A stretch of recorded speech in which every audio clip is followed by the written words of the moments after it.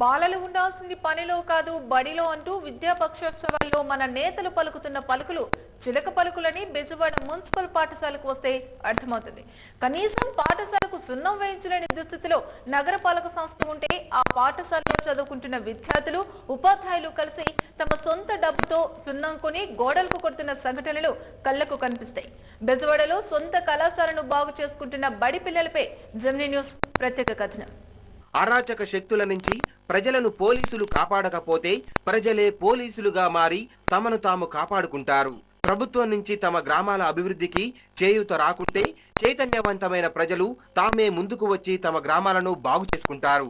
ఇవన్నీ మనం చూస్తూనే ఉన్నాం.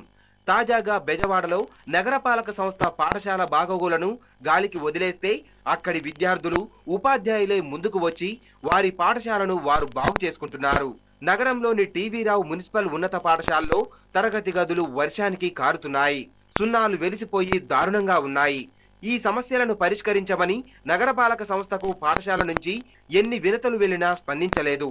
దీంతో చేసేది లేక ఆ గదిలో కూర్చొని చదువుకునే విద్యార్థులు ఉపాధ్యాయులే ముందుకు వచ్చి సున్నం కొనుగోలు చేసి సున్నాలు కొట్టడం, ఊడిపడుతున్న స్లాబులకు సిమెంట్ ప్లాస్టింగ్ చేయడం వంటివి చేస్తున్నారు.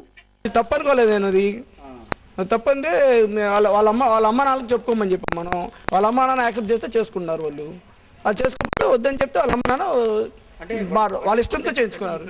ఎవరో వచ్చి ఇప్పుడు ఆఫీసులు లెటర్లు పెట్టుకున్నా మామూలు జరగలేదు, ప్రాసెస్ జరగలేదు. రేపు ఇన్స్పెక్షన్ జరుగుతుంది, నీట్గా ఉంటుందనే ఉద్దేశంతో చార్ట్లు అంటించుకుంటారు. చార్ట్లు పెట్టుకునే దాంట్లో బాగా ఇది కూడా చేసుకుంటా అంటే చేసుకోమని చెప్పి. అసలు ఈ విధమైనటువంటి కార్యక్రమాన్ని మీరు ఏ విధంగా భావిస్తారు విద్యార్థి సంఘాలుగా? ఈ విధంగా చేయడం అనేది కరెక్ట్ కాదు. విద్యార్థులు ఈ విధంగా చేయడం అనేది ఒక విధంగా తెలంగాణ